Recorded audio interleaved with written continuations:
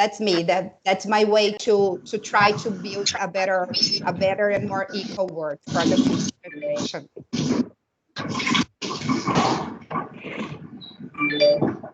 Thank you very much, Luanny.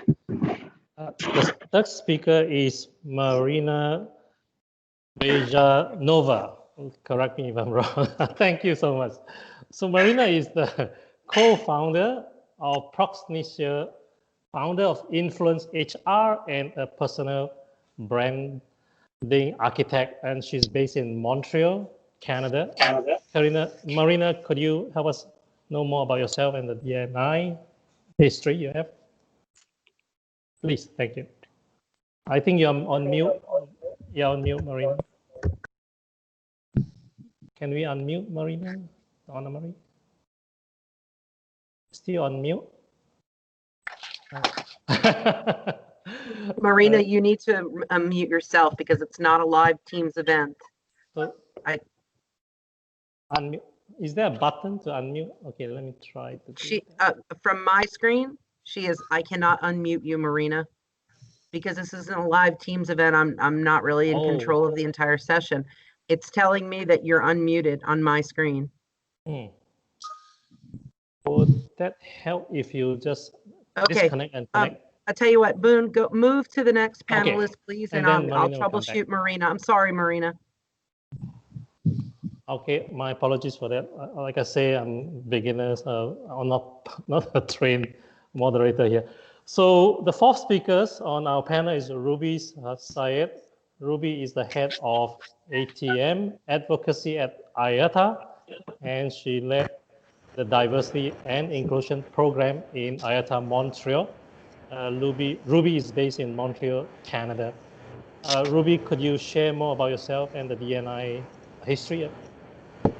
Thank you, Boone, and good morning, everybody. I'm very happy to be part of this fantastic event, and congratulations to the team at SITA for putting it together. My name is Ruby. As Boone mentioned, I work for the International Air Transport Association, IATA, based in Montreal, Canada. We represent airlines worldwide. I come from a technical background, being a woman from Jordan in engineering and in the technical side of aviation,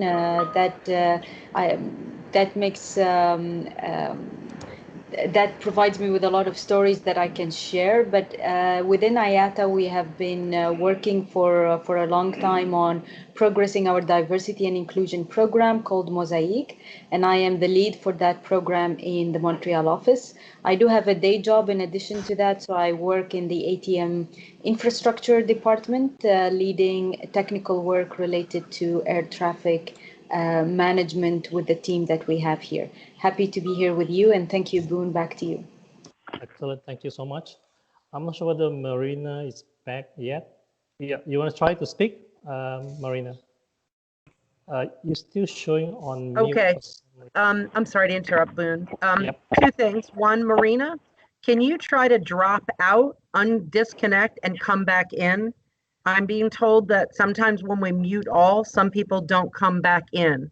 So Marina, if you would just disconnect, we'll give you a few minutes. While we're waiting on Marina to come back in, for everyone that is not a panelist presenting, can I please remind you to mute your PCs, your phones, and shut off your video? We are getting a lot of feedback, and I'm having a lot of folks tell me they can't hear. So again, if you're not presenting, please put yourself on mute. And please turn off your video. We much appreciated.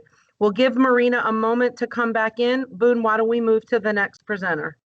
Yes, thank you, Donna Marie. Next speaker we have is Yendelela Holston. I got that. Hopefully I got it right this time. And Yendelela is the partner with and the Chief Diversity and Inclusion Officer at Kilpatrik, Townsend, and Stockton, and she's based in Atlanta, US. Yendelela, could you please introduce yourself and share with us your background on DNI? Yes, can everyone hear me? Can everyone hear me? Yes, perfect. Thank you. Okay, awesome. I'm so happy to be here. Thank you for having me. I am with a international but U.S.-based law firm at Kilpatrik, Townsend, and Stockton. As Boone mentioned, I am the Chief Diversity and Inclusion Officer, so I'm the first person to hold that role at the firm. The legal profession is often late to the game, and so we are just increasing our focus on it. But I oversee the implementation and the strategic leadership of our diversity and inclusion efforts for the firm. Thank you very much. Donna Marie, do you think Marina is back? I think I am. Thank you. Perfect. Okay. Thank you for fixing this issue. I have to say my biggest fear, and I will explain why, is being muted, is not having a voice. And so as I'm trying to unmute myself, I was sweating. I was born in the Soviet Union. I grew up in post-Soviet Ukraine. I experienced the true meaning of censorship and what it is like not to have a voice. So this is why not having a voice, like, you can't hear me, is literally my biggest nightmare. I had a hard time fitting in when I was growing up because of a Jewish father, because of trying to conceal that we're Jewish. Hence the reason I have my unpronounceable Eastern European last name, which you pronounced impeccably well, Boone. Thank you very much. My parents didn't want to know that I was half Jewish, had to conceal that. Came to Canada, felt that, finally, freedom of speech, I can speak up, I can, express myself. Experienced very different kind of bias here, which was biased against immigrants, and quite a bit of it, which was really hard.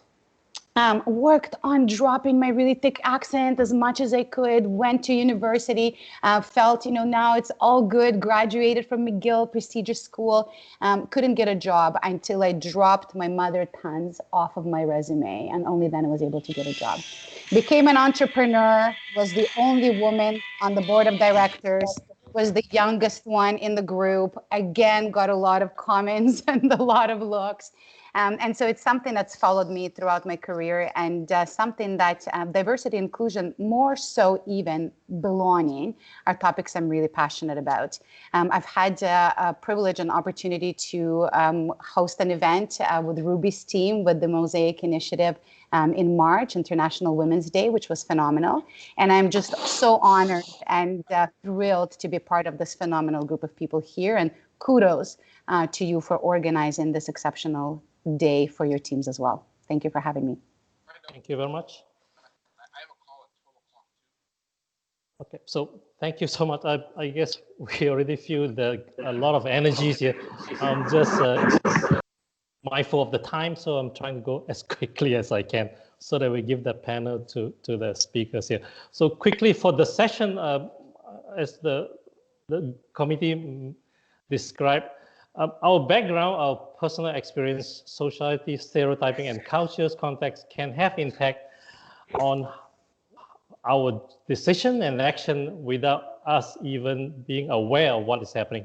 So unconscious bias can affect workplaces and organizations, heavily influencing recruitment and hiring decision. It can also be a huge roadblock to creating a truly diverse and inclusive workplace. In this panel, we will discuss some of the items mentioned, why organizations need to actively work against the impact of bias, conscious or unconscious, and what we can do to become more aware of our own. So without further ado, so I'm going to start that discussion soon. We have a total of 5 topics. Because of a time constraint, we have allocated 8 minutes for each topic. We'll have a main speaker to present that topic, and then followed by second speakers. And then if we have more time, I'm not sure whether they have, and then we will extend to the rest of the speakers. So if I will get started with the first question that we prepare for. So number 1, how do we become aware of unconscious bias? This is first, I think we have invited Luanny to be the main speaker here. Luanny, over to you. Thank you. You're still on mute, Luanny. What? Okay. Yeah, thank you. We can hear you. Okay. Thank you. Well, I think the first thing that is really important is to say, to understand that we all have biases. Each one of us, we have it in a different way.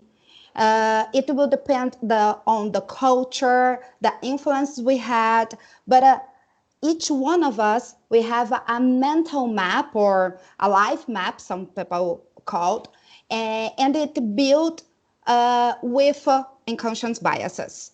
So it's the first step to become aware is to understand. You must understand me as a Brazilian, as a Black woman. I do have my unconscious biases, okay? And you have, all of us, we do. So to work with it, we need to first to one of the most common unconscious bias is called black spot that make us think that everybody else has biases and we don't, or everybody else has prejudices and we don't. So this is the first step. Secondly, I would say that it's a matter of practicing. So it's an art of observation.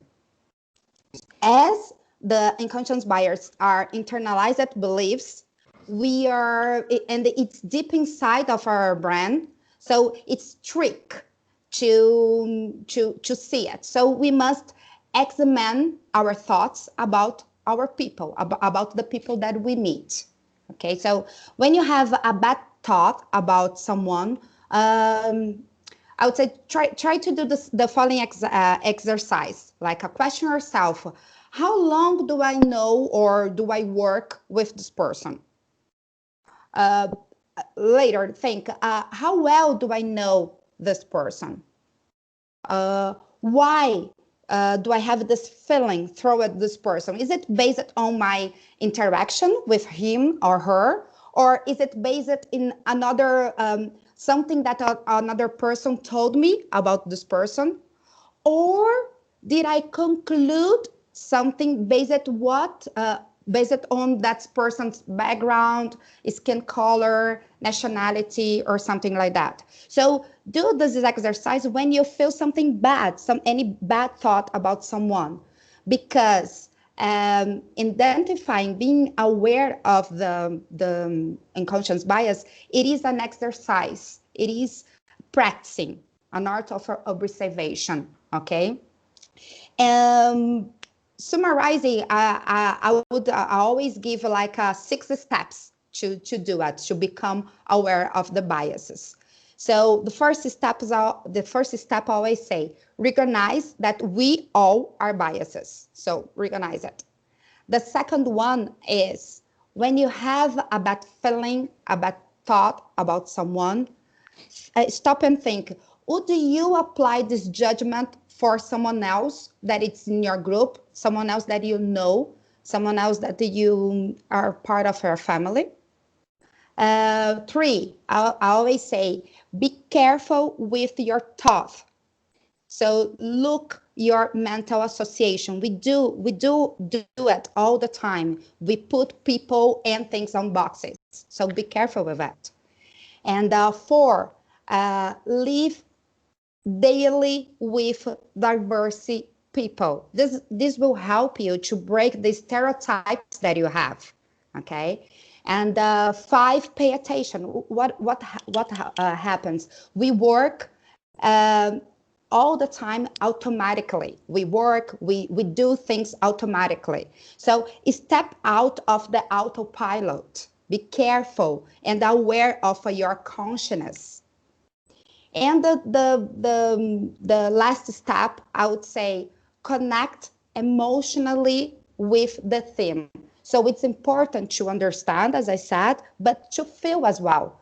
Like, do you want to be a better person? Do you want to build a better environment for your work? Or do you want to build a better world?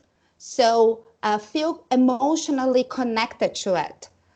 With these steps, I'm sure that you can be aware of the unconscious bias. Thank you very much, Luanny. That was great. Marina, would you like to build on the same topic, please? Definitely. Luanny, I love that you said we're all biased. I think it's important to admit, because very often conversations such as these feel like finger pointing or feel like, oh, I'm a bad person, right? Yes, I just identified that's true, and then I'm a bad person. And then, of course, the self-protective mechanism kicks in and like, no, I'm a good person. I don't want to talk about this. I put up a wall, right? So admitting that, yes, we all carry bias. Now, it doesn't mean, and it's okay, period. No, we all carry bias. What do we do with it? So conversations such as these are key and important, because self-awareness is the name of the game, and it's extremely important. And then two things I would add to what you said. Your steps were phenomenal. You talked about associations, and that we make those automatic associations, which just as human species, again, it's normal because it helps us to make quick decisions in general in life, right? It's just not as great when we're making, you know, erroneous associations based on for other people, right? But in general, that's how we make decisions. So one tool that I found that was eye-opening and incredible is a tool developed at Harvard called Implicit Association Test. It's free, it's open to the general public. You can just Google and do it. It's awkward and uncomfortable, I will admit, because as I started doing it, I was like, oh my God. Because just with my answers, I started noticing, I knew what the answer was going to be, right? It's like when we do those personality tests, and we're like, oh, and then you get the answer and it confirms. But at the very least, it gives you self-awareness, and that's step number one. Step number two, let's listen to each other's stories and let's not negate them. If somebody says, you know, this is what happened to me, and, you know, because I'm a woman, or because of my ethnicity, let's not just automatically dismiss or be like, no, must have been something else. Could have been something else, but could have been what I'm saying. So let's listen to it. Very, very quick story. I recently joined about a year ago a local business club. One of those, you know, old school, fancy, big wooden doors, the furniture is antique, and just the whole thing is very intimidating when you walk in. But I joined the club. I was very excited. I'm an entrepreneur. I thought I'm going to meet other business people. I come to the first event that I'm invited to. I walk in. There's the manager at the door, greeting, welcome, champagne, you know, red carpet treatment, and goes, hello, welcome, takes out the list of attendees and goes, who are you here with? And at first I'm confused, and they go, oh, it's just me. Yes, I understand, but with... And so it took me a few minutes to catch on, but he couldn't understand that I was there as member. He thought I was a wife or maybe an employee that was invited, but not that I was a business owner that qualified to be a member of this club. And it was quite incredible, right? And so we went through this situation a few times, and I'm curious. And then, of course, he felt mortified and embarrassed when I said I'm a member. But then I'm curious to know, when we have those situations where we're like, ooh, I did make a judgment there, then it's a question of, well, what do you do with it? You forget about it, you write it off, or then, you know, you start doing something with it. Or when people hear stories like these, when I'm telling the story, we can pause, take a moment and say, yeah, when have I made gaffes like that too? We all have, and, you know, made a conclusion that was a little bit baseless and presumptuous. So those are the two things that I would add to your awesome steps, Luanny. Perfect. Yep, thank you very much, Luanny and Marina. I'd like to go on to the second question that we have. The second question is, how do you address unconscious bias in the workplace? For this topic, we have invited Daniel to be the first speaker, followed by Ruby. So Daniel, if you're ready, whenever you're ready, Daniel. Thank you, Boon. I hope you guys can hear me. So as I mentioned, I work in ICAO, which is the International Civil Aviation Organization. And it's, of course, about aviation, which is, if nothing else, a big connector of people. It's one of the main enablers that has allowed people to travel and connect, whether professionally or touristically or for pleasure, whatever it may be. So that's imbued a bit part in the culture of the organization. In addition, we're also part of the UN system, which means that we have a bunch of policies and whatnot to ensure a broad geographical representation in the staff, which is quite great, actually, because just to give you an example, in my department, we're about 65 staff, and I think we represent just over 30 countries, from big countries as Canada, Mexico, China, to small countries like Rwanda, Moldova. So it's quite great that you have this opportunity, or at least I have this opportunity where I work to get to know a lot of people from different backgrounds. But that doesn't mean that there aren't any biases that exist in a workplace. In fact, it's an additional challenge sometimes because people come from one part of the world, behave a bit differently from people in another part of the world, and it can create sometimes clashes, tension, or misunderstandings. But ICAO, as part of the UN, has over the last, I would say, 5 to 10 years, especially the last 5 years, taken a lot of steps to try to address this. And the way they've done it, it's, Luanny mentioned it, you got to practice. And so what it does is it has mandatory courses for all staff on ethical behavior, courses against harassment, again, courses for diversity and inclusion as well. In fact, I have to take another mandatory one next month. And, I know what people think, they arrive at these kind of workshops, the seminars, it's 9 a.m. There's a facilitator that's just way too excited to greet everyone. And you're like, oh, where's the free coffee? Where's the cookie? This is a waste of my time. I have 1,000 emails because everybody knows that emails are the most important thing in the world that you have to do. But guess what? It's the only way, and it does work. And maybe throughout most of the session, your mind is not fully there, but at one point there's going to be a moment, and there's usually small workshops with your colleagues, and they tell you their stories. And then you realize, oh, wait a minute, this person has a battle they went through, and you realize that it's very important that your work environment tries to encourage an inclusion and as neutral as possible work environment. So one step I would recommend, I think these are very good, and what you guys are doing today is a great example. You have to keep going every year. You have to have these mandatory sessions, make sure they go, and if nothing else, it's kind of fun. You get to learn more about some of your colleagues. You learn about yourself, and it's your own personal battle to try to overcome this challenge. And I think it's very laudable, and we should encourage this. And the tips that Luanny gave are very similar to the ones I've received in some of these workshops. So those are phenomenal. Thank you very much for that. I think that's it. I'll kind of stop there. I had a few other things, but essentially these are important exercises, and we should go through them, and hopefully it'll encourage a more inclusive, fair world. And these barriers, whether it's gender, sexual orientation, ethnicity, they'll fall and keep falling, and we'll achieve that more inclusive world. So thank you so much for the time. And I really appreciate listening to these speakers. They're very good, and it's better I shut up and give them more time to speak. I think you guys will learn more like that. Thank you so much. Thanks, Daniel, so much. We have more time. We ask you to say the rest of the points that you could say. The second speaker for the same topic is Ruby. Ruby, would you like to build on that? Thank you, Boone and Daniel, for the comments. And I think we can all agree the training, the tools, everything that Luanny and Marina also mentioned, they all help us. They all help us realize our biases, because unconscious bias is exactly that. It's unconscious. Sometimes we are not even aware that we have these biases, and we all have them. And the training enables us, and the tools that are available, they enable us to come to terms with them and to address them and to confront our biases. But I think, beyond what the organizations can do, we as individuals, we are also all change agents in our own circles. And this is where we can not only take the training and know about our biases, but we can also start addressing them and making sure that we become conscious of our biases, and by using the tools consistently, then hopefully they will disappear.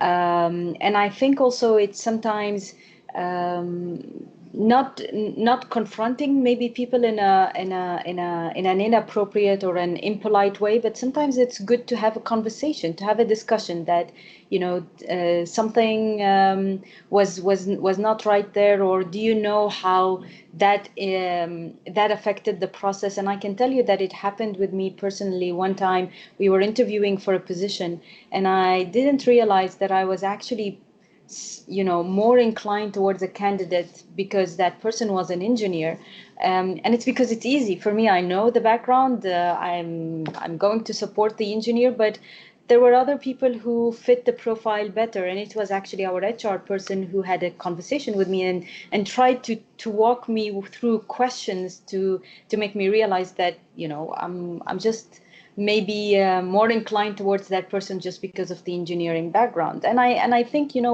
we all need to be tolerant of the other opinion, be able to have these conversations, and that goes beyond the training, where we create a culture of openness and tolerance in the workplace, and we can all have these conversations, share the stories and really listen, so that we can all learn together and grow together. So I would add that additional, personal dimension to what corporations and organizations can do and instate in terms of tools and training, etc., because we as individuals have responsibilities as well. So thank you for that, and back to you, Poon. Thank you very much, Ruby. I'd like to go to the third question, is how do we avoid unconscious bias? So for this topic, we have invited Marina to be the first main speaker, followed by Yendelela. So Marina, when you're ready, please. Thank you. Perfect. I'm unmuted, right? Yes, I can hear. Thank you. Yes, great. Ruby, you spoke about bias just now that you carried, and it was favorable in a sense, right? There's favorable bias and unfavorable. So you were making decisions in favor of the candidate because of that shared background. And of course, we do that so much. There's also the unfavorable bias, of course, right? Where we're biased against a certain group in, our decision maker, or just our assumptions, right? As in the story that I shared with you of the private club manager who just felt, a member shouldn't look like this, and welcomed me after. So it's not that he showed me the door, but just made that assumption, right? So unfavorable bias is definitely an interesting thing. I'll share a story with you. I love sharing stories. I own a headhunting firm. I've seen every kind of bias, unconscious but also conscious, and any type of discrimination that comes in requests from hiring managers and, shockingly, HR professionals as well, okay, on the type of profile they want to see or likely they don't want to see. I've heard it all. I was working with this one person. She was head of HR at a big corporation here in Montreal. So definitely I would imagine there's diversity there. I kept presenting resumes to her for a position in accounting and finance until she called me and she said, Marina, those are great profiles, but do you not have any people in your database that are from here? And I assumed she thought that these people were overseas. And so I said, no, they're from here. Like, this one lives downtown, this one is in this borough, this one in that one. She goes, no, I mean from here. And I go, but what do you mean? And she goes, no, I mean people that are like born here with names from here. And so I pause and I go, but miss, name will remain unnamed. You're saying it to me. Have you seen my last name? And she goes, oh, no, sweetheart. I don't mean somebody like you. Somebody like you, I would hire with my eyes closed in a second. And so that showed to me once again that often we have bias because we're just uninformed, or let's even say ignorant, right? So she knows me and she says, oh, somebody like you, sure. But I see somebody with, a foreign name, I assume they're different, not like you. And I told her they're better than me, but you won't find that out unless you meet them. They're also more qualified than me for the position in accounting and finance, so you should meet them. So the thing number one that I would say is when we catch ourselves carrying bias against a certain group, let's become less ignorant. And ignorant is a heavy and unpleasant word, but let's become more informed about that group, right? And that's something that you said, Luanny, too. Let's expose ourselves. Let's force ourselves. If we think that there's something about immigrants, they won't fit in. Say hi to your kid, Daniel. I've had a few of those in the COVID era. So let's expose ourselves to that group more, right? Let's make an effort. So in the case of this woman, if she hangs out around more of us immigrants, she'll realize we're capable, we speak the languages, we can do the job. And same with that private club manager as well, right? I would say expose yourself to the group. Just hang out with female members. There's few of us, but we're there, and maybe that will counter your biases as well. So I think that is really important. If you feel that you're still struggling and you're on your way to really, not being automatically biased, try to take a blinded approach to decision making. When it comes to looking at resumes, for example, there's a new trend and practice that's happening in organizations where they remove identifying information from a CV and just look at skill set. There are AI platforms that are doing that as well. And I think that's fantastic. So we're looking at skill set first. Mind you, when somebody's really biased, it's still going to seep in stage 2, 3, 4, 5 of the hiring process. But at least let's stack the odds in our favor and let's just hang out with the groups that are maybe a little bit scary to us. I think that's an important step to take. Excellent. Thank you so much, Marina. Daniel, your kids is welcome to join us. So Yendelela, would you like to build on the same topic? How do you avoid unconscious bias? Yendelela. Yes, thank you. And I'll warn you guys that I may have a visitor soon. Join your visitor. But Marina, I completely agree with everything you said. I love how you were talking about, challenging it. And I'll go back to what Ruby said, that we can take an individual approach to it. So we've talked a lot about what companies do, but it really is what an individual does. Both how you help people challenge their biases and also how we look at our internal biases. So for example, following Marina's lead and telling a story, challenging biases. I'm in the United States. Yendelela is an Angolan name. In the United States, typically Black sounding names do not get hired. So I intentionally go by my full name and don't allow people to call me a nickname in order to make people face their biases that surround names and know that a person with this name can be qualified, can do the job, and to basically just by my very presence make you challenge the stereotypes you may have. Also, I tell people to not get too comfortable in that they know their biases.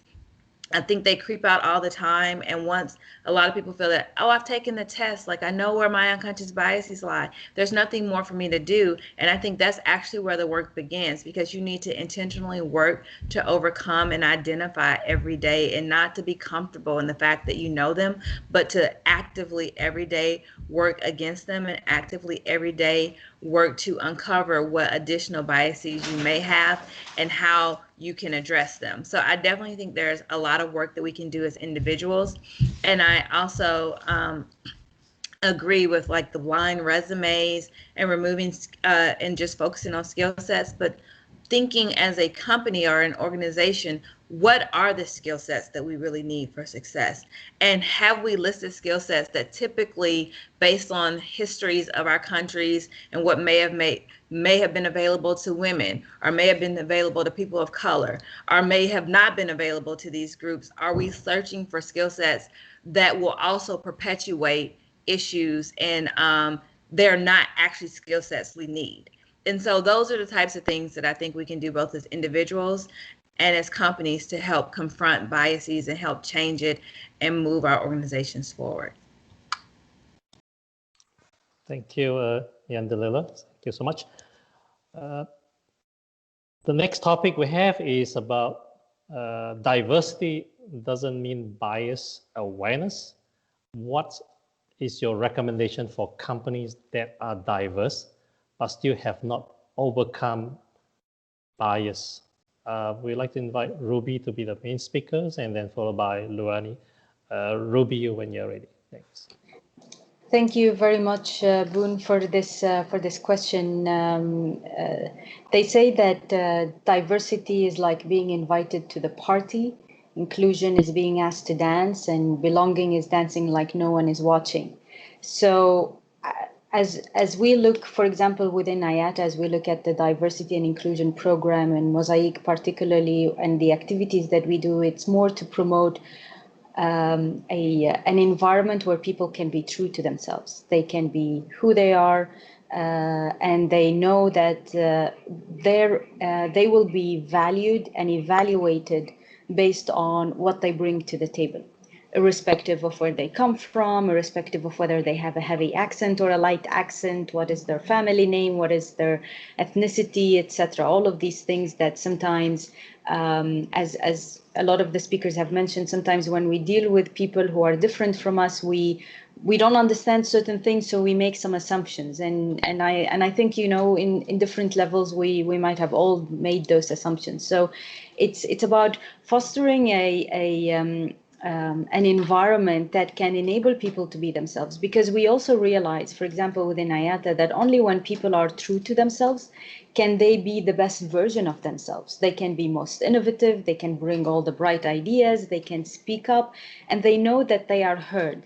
And this takes a cultural management internally, not just with training, but it's consistent. It's a consistent activity at an organizational, management, and individual level.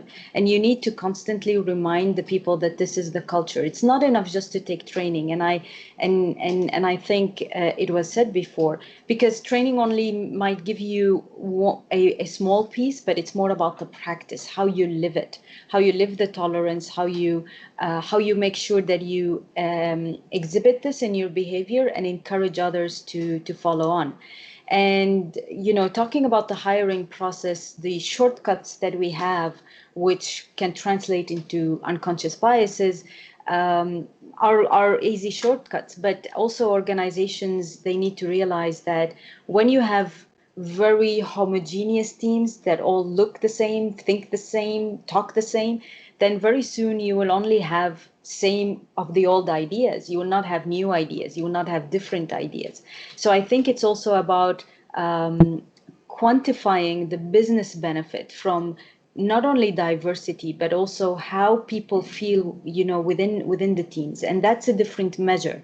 Diversity is maybe invited to the table. Inclusion is knowing that you are heard. Marina was talking before about being heard and having a voice and knowing that you have a voice.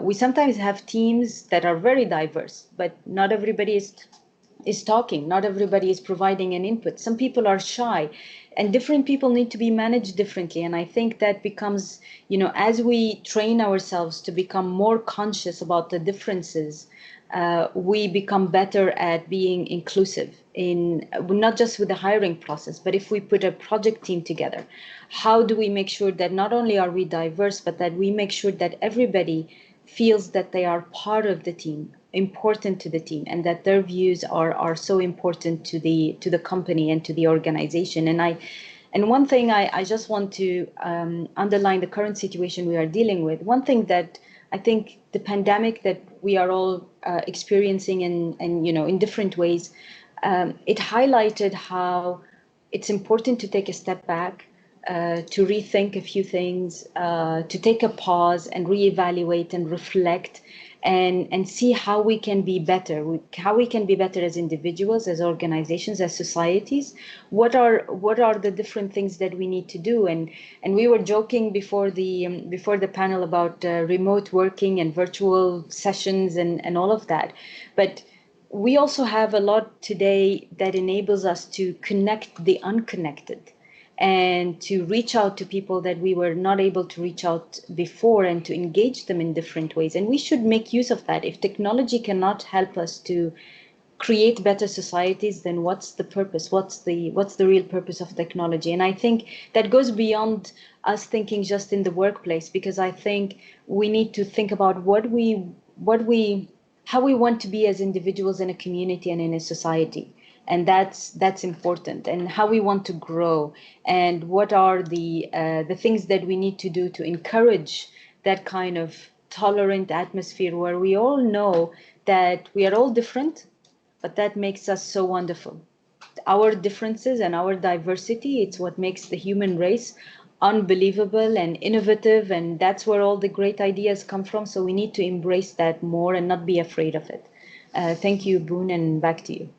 Thank you so much, Ruby. Luanny, would you like to build on that same topic? Yes, well, Ruby, I love it what you said about belonging is dancing as no one is watching. This is new for me. I have heard the phrase until I call to the party and call to dance. But the belonging is dancing. It's amazing. So it's something that I've learned with you. Thank you so much. And I totally agree that now the situation that we're living now, it's an opportunity for us to see all of us as one race, the human race. So unfortunately, that is one disease that it's connecting all of us, and it's giving us the opportunity to just change. But wow, adding to the question, I would say one more thing. That's make diversity and inclusion drive being part of your company's strategy.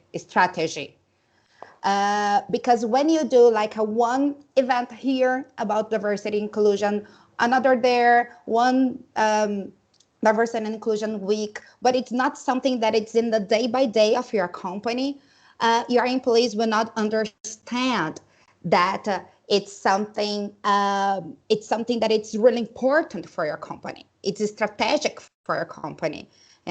So your company must have goals, KPIs, and action plan regarding diversity and inclusion. It's really important for this. So everybody, yesterday I was an event with a client, and the CEO, the international CEO opened the event, and he said, what we are discussing now, it's something that is driven the mission and values of this company. The employee that doesn't want to think like that, doesn't want to be inclusive, okay, there are a lot of other companies out there that he can go, but now it's part of what we are. So this is something really important, because we'll drive the employees to really think that it's something important for your company. And I would add as well the opportunity for your company that your company has to organize affinity groups, because as all of us, we said in different points here, it is important to have contact with diverse people. So as it is important, it's important to give a voice as well. And the affinity groups, they will help you to do that, to discuss what is important for each one of the groups and things like that. So, and also give a real space for them to work. It's not something like just to say that we have a affinity group. No, they will do something really nice for your company. That's what I would add. Thank you so much for the opportunity. Thank you so much, Luanny. The fifth question is unconscious beliefs impact on our performance. Let us know if you agree and why. The main speaker we'd like to invite is Yendelela, and then followed by Daniel. Yendelela, wait already. Thank you. Thank you. Thank you, Boone. So I definitely agree, and on multiple levels. And one of the things that I think has kind of come out through our discussion, but I want to drive home, is that people need to feel as if they're included and they belong at a place. And even if we're talking about inviting people to the table, if you're inviting someone to a table, that's still your table. And there's a sense of, I'm a guest here and this isn't fully mine. And so I would love for our companies and for us as people to think about building a table together where where no one person belongs more than another person, where no one person has more ownership than another person. I kind of liken it to, if I am invited to your house, while you will treat me nicely and I will feel welcomed, I'm still a guest and I'm still on my best behavior, and I'm still not going to behave in the same way that I would behave in a table at my house. So maybe we're building a table together where no one has a sense that they have to put on a special air or be a different person. Because not being yourself does definitely impact your performance. But if you feel that I've invited you to my table, then the person who has invited you is looking at you through a different lens versus thinking, well, you're showing me how you belong here versus that you actually belong here. And if you're looking at people and looking for them to show you how they belong, you're also looking at them and looking at the ways that you don't think they belong. And so again, following Marina, I'll tell a story about when I started in my career. And very early on, just when I walked in as a Black woman, people looked at me as if I was dumb and didn't know and couldn't contribute. And so I wasn't even given an opportunity to contribute or to prove them. Like, I couldn't even show you I was dumb. You had already assumed it based solely on my demographics. And it turns out I'm not, actually. But that hurt them and hurt clients because you didn't have the benefit of my thoughts. You didn't have the benefit of my voice. And so that impacts performance, because you can give a better work product if everyone feels that they can contribute. That experience for many people often leads to imposter syndrome too, which a lot of diverse people suffer from, where you don't believe that you belong where you are, and you don't believe that you have something to say, and you don't believe that you have something to contribute, and so you don't. And so that also impacts performance, because you have people who have great ideas who are second guessing themselves, not believing that they do have these great ideas, and not feeling comfortable brainstorming or thinking out loud for fear that it's going to confirm your beliefs that they are not intelligent, that they don't belong in the room. And so that definitely does impact performance. And I think it, in addition to impacting performance, it stifles potential, it stifles creativity, and it stifles whatever output you're doing. It doesn't matter what business you're in, what your company is producing. Not having everyone contributing at their full potential means you're not doing the best that you can do as a company. It's going to impact your bottom line. It's going to impact performance. And it's also very important because it leads to turnover. If I don't feel that I belong here, I'm not giving you my all, and I'm always looking for the next opportunity. And you would hate to have someone with great talent, these great ideas, this next big invention go to your competitor where they feel that they belong. So also not embracing people, not working against unconscious biases impacts the performance and stifles potential, because it leads to high turnover and people not being satisfied in their jobs and always looking for the next offer.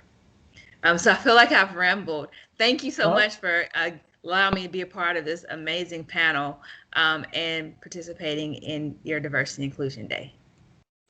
Thank you very much, Yendelela. The second speaker for this is Daniel. Daniel, would you like to build on this? Thank you, Bruno. Sorry, before, hope it wasn't too distracting. My daughter kept wanting to watch, and her brother was trying to usher her away. Another playing something else. So actually, Yendelela said everything. There's nothing much more I can say to add. All I can do is echo.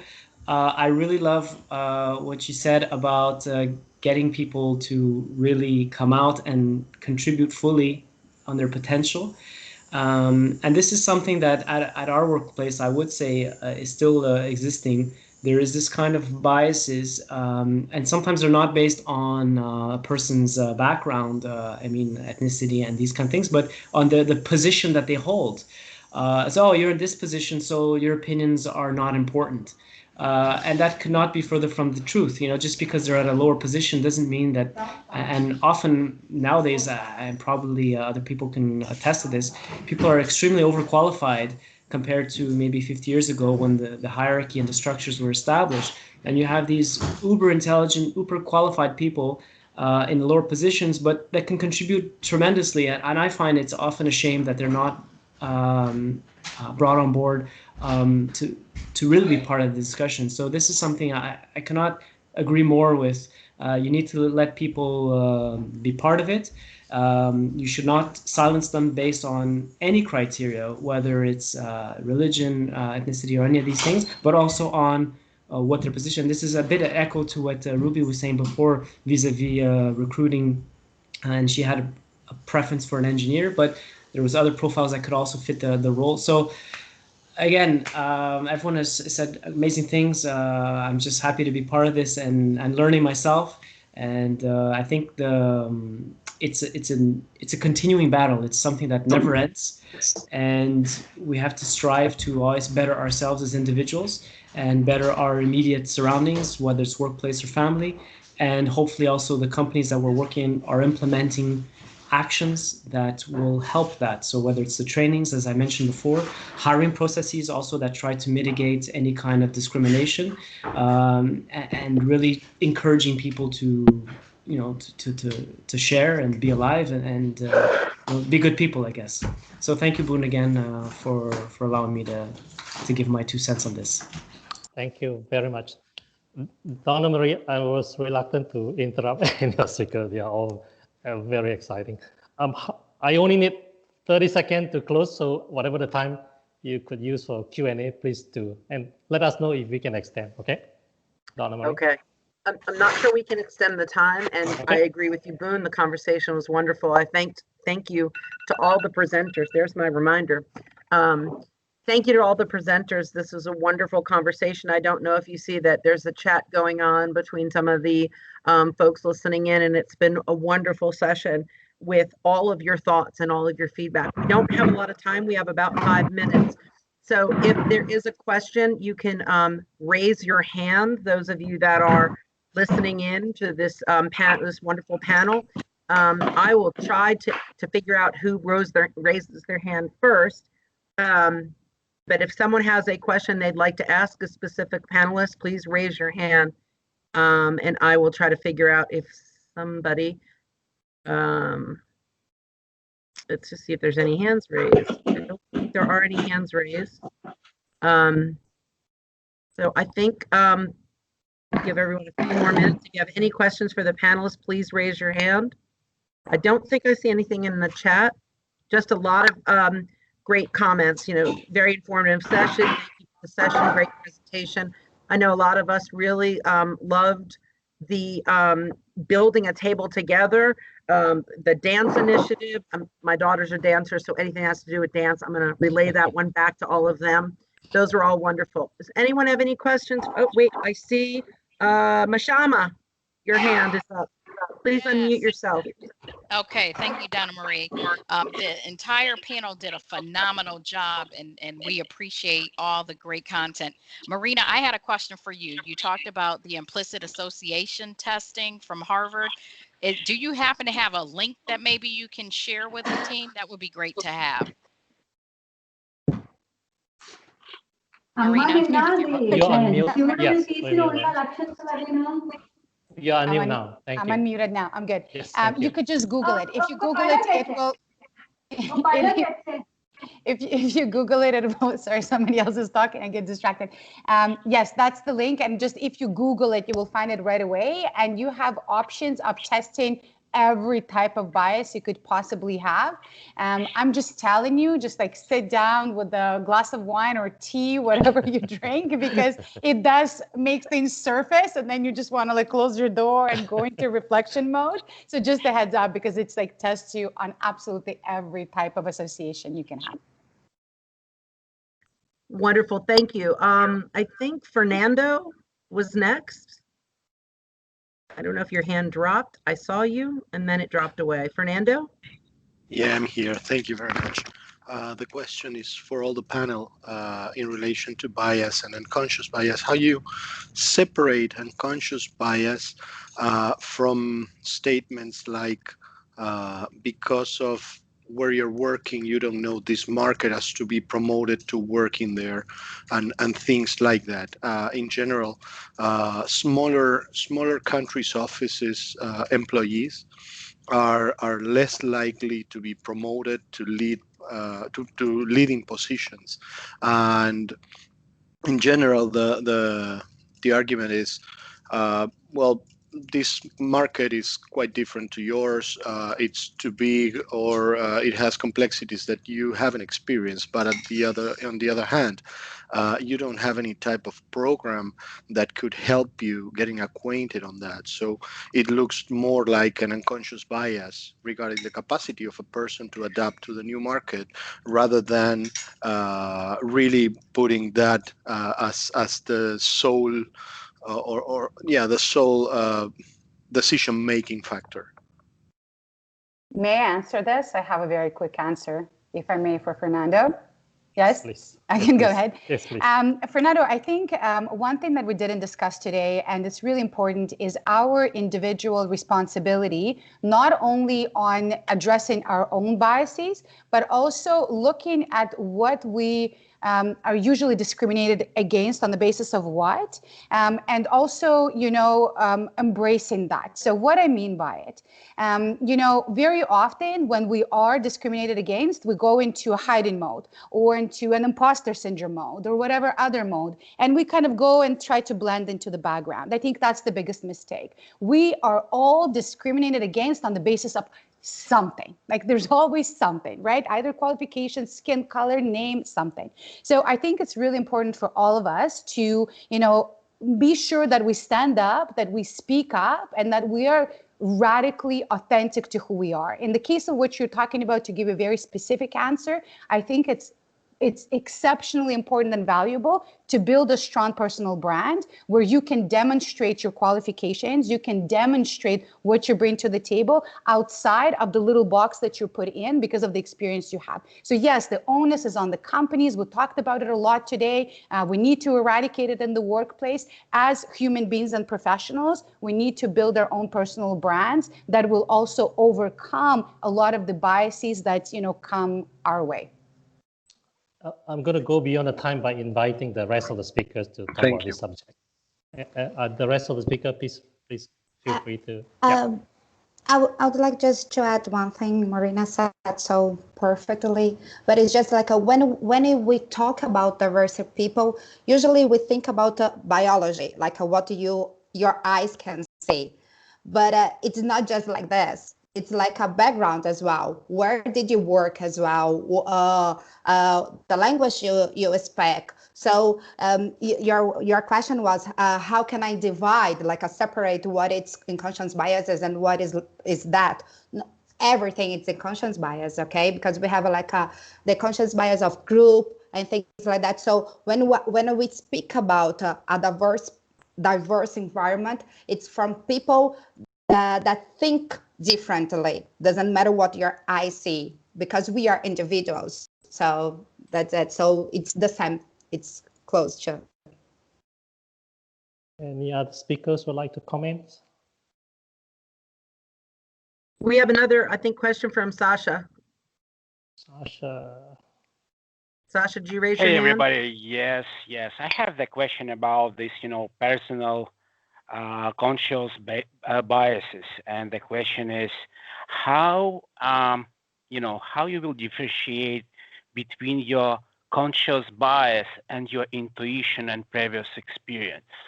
So when you are just evaluating yourself and you are saying, so it is conscious bias, but probably it's just your intuition. You met such kind of the person before.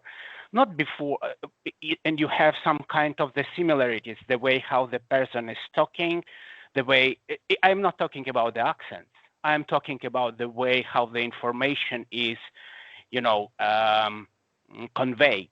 And you are saying, and you are putting by default this person in some box. How you will differentiate between this conscious bias and experience and intuition? And I would like to respond to that, if Please. you guys don't mind. So Yes, I please. think what you have described is what we call unconscious bias. That is when you're making a decision or a conclusion on a person based on your experiences or your thoughts about people like them in the past. And so we call it intuition sometimes, but it's making a decision on somebody based on something else. Now, if you're making a decision based on things they're doing, like you've run into a person and they're lying all the time and you're saying this isn't adding up, then yes, act on that. But if you're saying I've run into people that look like this person and all those people do that, she is now displaying those types of characteristics I've seen before. So I think she's now going to do these things. That is the bias that we are actively wanting people to work against. And you need to view people as individuals and allow them to show you who they are and not allow your experiences with other people to shade that. So I think that's my voice or opinion on it and how we need to work past it and how you identify it. And so being conscious of judging a person on something other than what they are showing you at that moment is, and then making sure you're not doing that. Understood. Thank you. Thank you very much, Donna Marie. Any other? I do not see any other hands raised, and I don't see any other specific questions in the chat. Last chance, I know we're running a little over, but the conversation's going so well. I just want to give everyone the last chance. Any other questions or comments? Sadaf, go ahead. Hi, I want to thank the panel again for such a great conversation. And just a question here. So if we are being victim of an unconscious bias, and we realize that the person pointing at us doesn't really mean any harm, but is unaware or uneducated, or doesn't think that it's inappropriate, or just thinks it's friendly. I mean, is this something that you recommend employees to report back to their organizations, not to target the other person, but maybe to create procedures or awareness or educational programs, you know, how they cannot victimize people based on, you know, what they look like or what they wear or how they represent themselves or certain limitations that they may carry?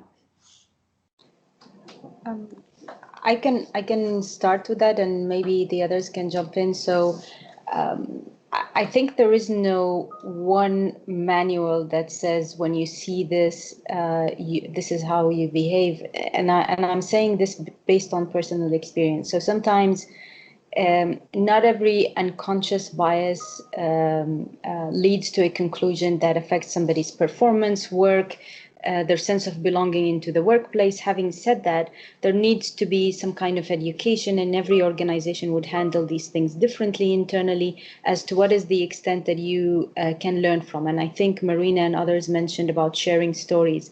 And I'll just share a brief story. We had I had a colleague that I have huge respect for. He's a great friend, he's a great colleague, but sometimes he would refer to a young person who just joined the organization as, this is a very nice kid, he's a great kid, he's doing a great job, this kid. And he means it in a very, he doesn't mean it in a bad way, but it makes the other person feel that they are either not experienced enough, not intelligent enough, or not part of the group, or, you know, it's about how you make people feel within the team.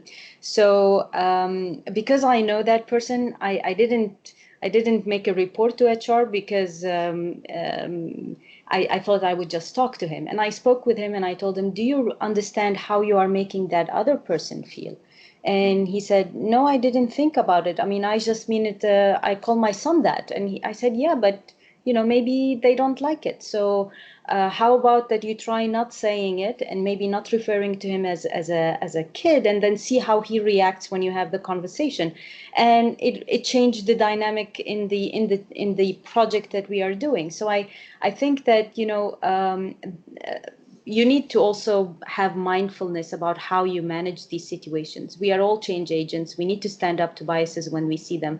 And the extent of how that bias is impacting people around the person who has that bias needs to be addressed, whether it's an individual level or you need to take it with the supervisor if it's really harmful. I mean, these things are different. I think organizations create different cultures, different policies internally, but also as individuals, we need sometimes to make people aware, because sometimes they're not aware, or they think it's really great to call somebody great kid. I mean, it's a simple example, but it shows you that just how sometimes people are unaware that they have these biases internally. And I don't know, maybe Marina or the others would like to chime in as well.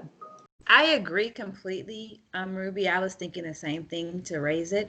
I would also encourage all of us to be open to people raising it and making us aware of the biases we have, and not responding with a I'm sorry, but a thank you. Being open to it, being thankful that you have been exposed to something that you didn't realize that you carried with you, and then willing to change it. Because when you're saying I'm sorry, then you get embarrassed, you go in your like cocoon. I think it was Marina who said it, and then it's more of a defense and not openness, but a thank you for helping me see something that I didn't know, and now I am aware and can move forward. I think is a great approach. I think also, if I may add, it's because what you mentioned in the question was a great question, is what if the person doesn't mean any harm, right? And that's an important thing to mention. Often we do come from the standpoint, we don't mean harm, we don't realize, right?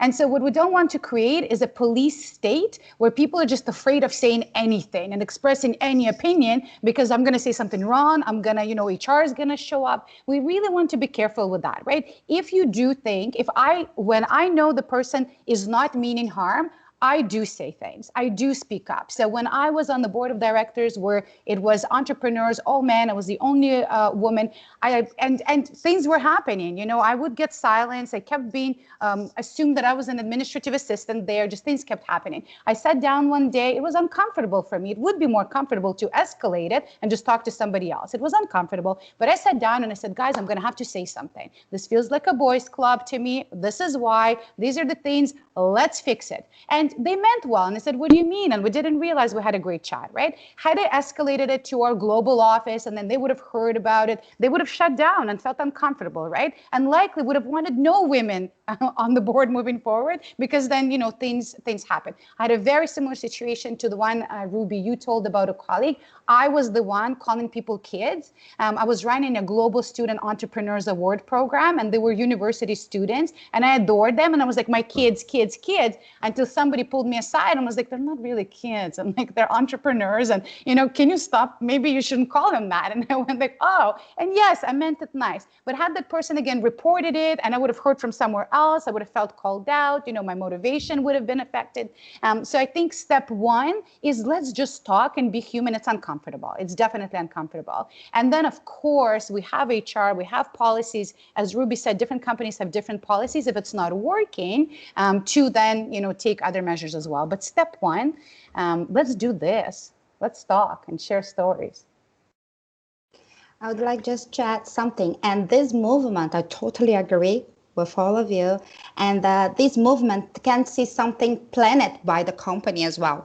And some workshops that we do for inclusive leaders, for example, one of the things that we suggest is the leader choose someone to be the one that will give this tip. Like if I say something in a meeting, of course, you don't need to say immediately in front of everybody to that leader, but call me for a coffee and say, hey, next time, don't say that. Like, I'm interrupting a woman very much.